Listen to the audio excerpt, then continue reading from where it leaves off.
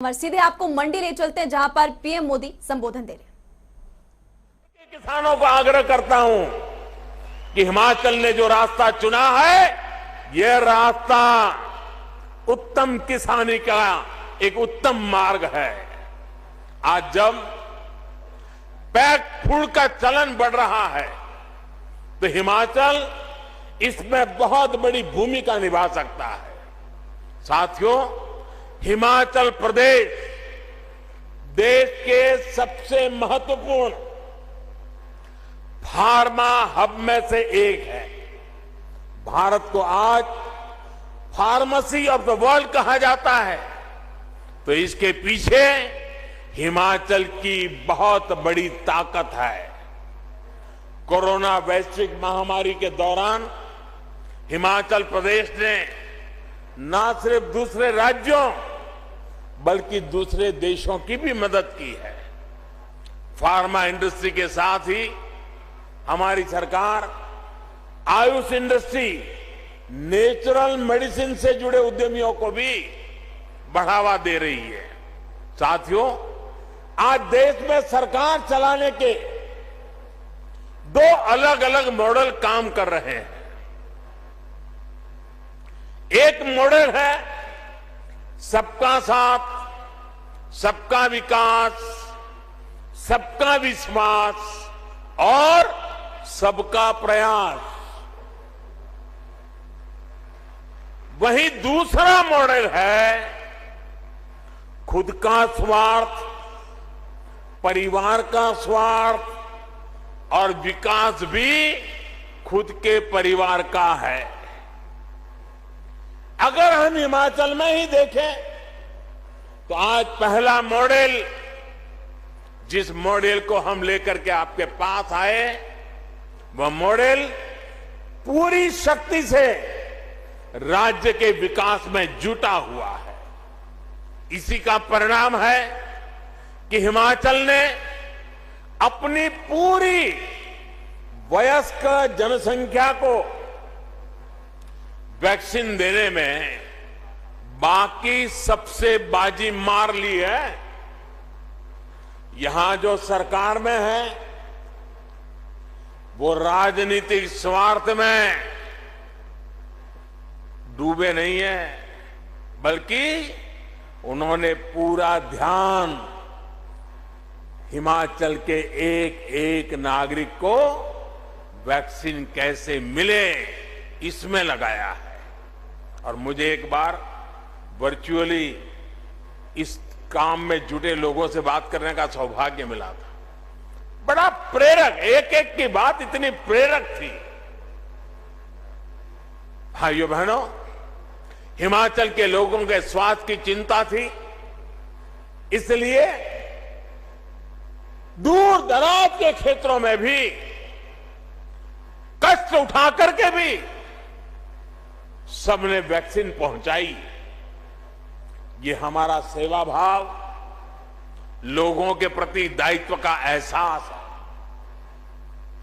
यहां सरकार ने लोगों के विकास के लिए अनेक नई योजनाओं को लागू किया है और केंद्र सरकार की योजनाओं का भी बेहतर तरीके से विस्तार कर रही है। ये दिखाता है कि हिमाचल सरकार को लोगों की, गरीबों की कितनी चिंता है। साथियों, आज हमारी सरकार बेटियों को बेटों के समान अधिकार देने के लिए काम कर रही है। बेटा बेटी एक समान, और इतनी बड़ी मात्रा में माताएं बहनें आई हैं, तो उनके आशीर्वाद हमें इस काम के लिए ताकत देते हैं। बेटा बेटी एक समान। हमने तय किया है कि बेटियों की शादी की उम्र भी वही होनी चाहिए जिस उम्र में बेटों को शादी की इजाजत मिलती है। देखिए, सबसे ज्यादा तालियां हमारी बहनें बजा रही है।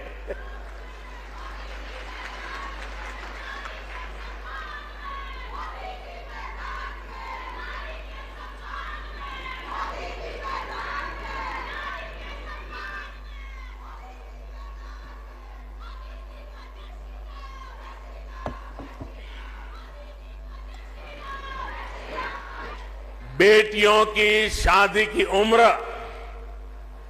21 साल होने से उन्हें पढ़ने के लिए पूरा समय भी मिलेगा और वो अपना कैरियर भी बना पाएगी। हमारे इन सारे प्रयासों के बीच आप एक दूसरा मॉडल भी देख रहे हैं जो सिर्फ अपना स्वार्थ देखता है, अपना वोट बैंक देखता है।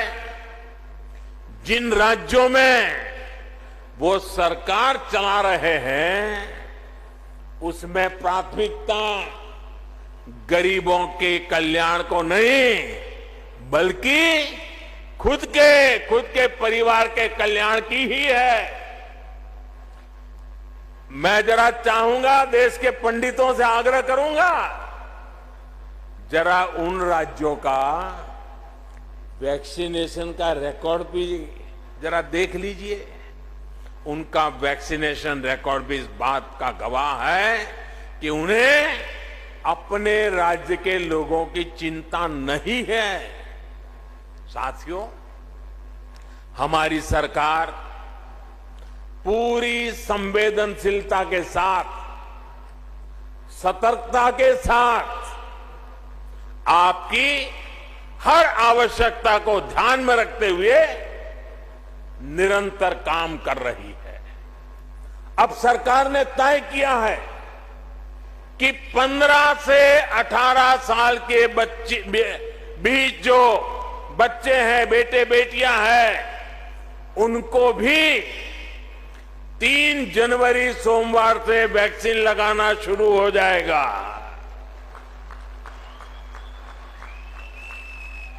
तीन जनवरी सोमवार से अभियान शुरू होने वाला है। मुझे विश्वास है हिमाचल प्रदेश इसमें भी शानदार काम करके दिखाएगा। देश को दिशा देने का काम हिमाचल करके रहेगा। हमारे जो हेल्थ सेक्टर के लोग हैं, फ्रंटलाइन वर्कर हैं, वो पिछले 2 साल से कोरोना से लड़ाई में देश की एक बहुत बड़ी ताकत बने हुए हैं। उन्हें भी 10 जनवरी से प्रिकॉशन डोज देने का काम शुरू होगा। 60 साल से ऊपर के बुजुर्ग जिन्हें पहले से गंभीर बीमारियां हैं, उन्हें भी डॉक्टरों की सलाह पर प्रिकॉशन डोज का विकल्प दिया गया है। ये सारे प्रयास हिमाचल के लोगों को सुरक्षा कवच तो देंगे ही, यहां के लिए जरूरी टूरिज्म सेक्टर को भी बचाने में और आगे बढ़ाने में ये बहुत मदद करेंगे। साथियों, हर देश में अलग अलग विचारधाराएं होती हैं, लेकिन आज हमारे देश के लोग स्पष्ट तौर पर 2 विचारधाराओं को देख रहे हैं। एक विचारधारा विलंब की है, दूसरी विचारधारा विकास की है। विलंब की विचारधारा वालों ने पहाड़ों पर रहने वाले लोगों की कभी परवाह नहीं की, चाहे इंफ्रास्ट्रक्चर का काम हो, लोगों की बुनियादी सुविधा देने का काम हो। विलंब की विचारधारा वालों ने हिमाचल के लोगों को दशकों तक इंतजार करवाया। इसी वजह से अटल टनल के काम में बरसों का विलंब हुआ। रेणुका जी परियोजना में भी 3 दशकों का विलंब हुआ। उन लोगों की विलंब की विचारधारा से तद्दन अलग हमारा कमिटमेंट सिर्फ और सिर्फ विकास के लिए है, तेज गति के विकास के लिए है। हमने अटल टनल का काम पूरा करवाया। हमने चंडीगढ़ से मनाली और शिमला को जोड़ने वाली सड़क का चौड़ीकरण किया। हम सिर्फ हाईवे और रेलवे इंफ्रास्ट्रक्चर ही विकसित नहीं कर रहे, बल्कि अनेकों जगह हम रोपवे भी लगवा रहे हैं। हम दूर दराज के गांवों को प्रधानमंत्री ग्राम सड़क योजना से भी जोड़ रहे हैं। साथियों, बीते 6-7 सालों में जिस तरह डबल इंजन की सरकार ने काम किया है, उससे हमारी बहनों के जीवन में विशेष तौर पर बहुत बदलाव आया है। पहले खाना बनाने के लिए लकड़ी के इंतजाम में हमारी बहनों का बहुत समय बीत जाता था। आज घर घर गैस सिलेंडर पहुंचा है। शौचालय की सुविधा मिलने से भी बहनों को बहुत राहत मिली है। पानी के लिए यहां की बहनों बेटियों को कितनी मेहनत करनी पड़ती थी, ये आपसे बेहतर और कौन जानता है। एक समय था जब पानी का कनेक्शन पाने के लिए ही कई कई दिनों तक सरकारी दफ्तर के चक्कर लगाने पड़ते थे। आज सरकार खुद पानी का कनेक्शन देने के लिए आपके दरवाजे पर दस्तक दे रही है। आजादी के 7 दशक में हिमाचल में 7 लाख परिवारों को पाइप से पानी मिला था। 7 दशक में 7 लाख परिवारों को। सिर्फ 2 साल के भीतर ही, और वो भी कोरोना काल होते बावजूद भी, 7 लाख से अधिक नए परिवारों को पाइप से पानी मिल चुका है। 7 दशक में 7 लाख कितने? 7 दशक में कितने? जरा उधर से भी आवाज आए, कितने? 7 दशक में 7 लाख। और हमने 2 साल में दिए 7 लाख और नए। कितने दिए? 7 लाख घरों में पानी पहुंचाने का काम अब लगभग 90% आबादी के पास नल से जल की सुविधा है। डबल इंजन सरकार का यही लाभ होता है।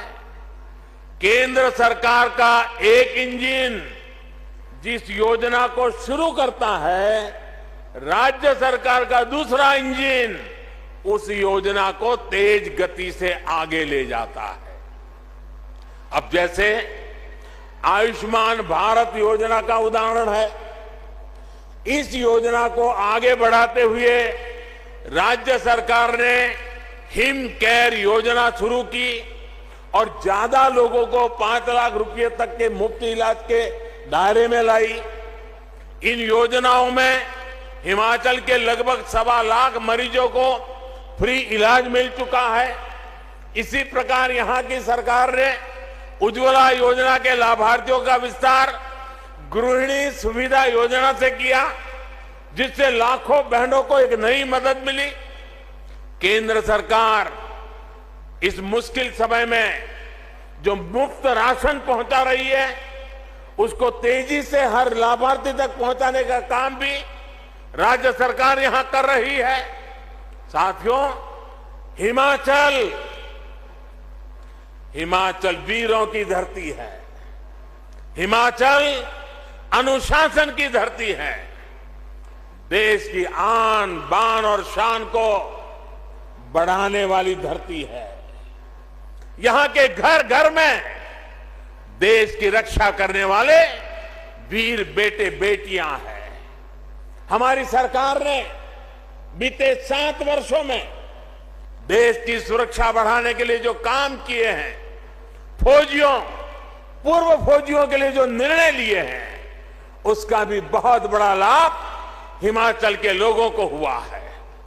वन रैंक वन पेंशन का दशकों से अटका हुआ फैसला, विलंब वाली नीति, वो अटका हुआ फैसला हो या फिर सेना को आधुनिक हथियार और बुलेट प्रूफ जैकेट देने का काम, ठंड में परेशानी कम करने के लिए जरूरी साधन संसाधन देना हो या फिर आने जाने के लिए बेहतर कनेक्टिविटी, सरकार के प्रयासों का लाभ हिमाचल के हर घर तक पहुंच रहा है। साथियों, भारत में एक बार पर्यटन और तीर्थाटन आपस में जुड़ते चले जा रहे हैं। तीर्थाटन में हिमाचल का जो सामर्थ्य है उसका कोई मुकाबला नहीं है। ये शिव और शक्ति का स्थान है। पंच कैलाश में से 3 कैलाश हिमाचल प्रदेश में है। इसी प्रकार हिमाचल में कई शक्तिपीठ भी है। बौद्ध आस्था और संस्कृति का भी अहम स्थान यहां मौजूद है। डबल इंजन की सरकार हिमाचल की इस ताकत को कई गुना बढ़ाने वाली है। मंडी में शिव धाम का निर्माण भी इसी प्रतिबद्धता का परिणाम है।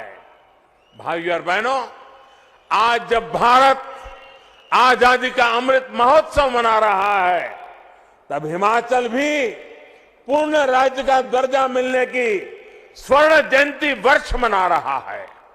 यानी ये हिमाचल के लिए नई संभावनाओं पर काम करने का भी समय है। हिमाचल ने हर राष्ट्रीय संकल्प की सिद्धि में अग्रणी भूमिका निभाई है। आने वाले समय में भी ये उत्साह जारी रहेगा। एक बार फिर विकास और विश्वास के 5वें वर्ष की ओर नव वर्ष की मंगल कामनाएं, आपको अनेक अनेक शुभकामनाएं। इतना प्यार देने के लिए, इतने आशीर्वाद देने के लिए मैं फिर एक बार इस देवभूमि को प्रणाम करता हूं। मेरे साथ बोलिए, भारत माता की, भारत माता की, भारत माता की। बहुत बहुत धन्यवाद। धन्यवाद प्रधानमंत्री जी। सभी जोरदार तालियों के साथ प्रधानमंत्री जी का धन्यवाद करेंगे। एक बार मोदी जी, एक बार मोदी जी, एक बार मोदी जी, एक बार मोदी जी, एक बार मोदी जी, एक बार मोदी जी, एक बार मोदी जी, एक बार मोदी जी, एक बार मोदी जी, एक बार मोदी जी। बहुत बहुत धन्यवाद।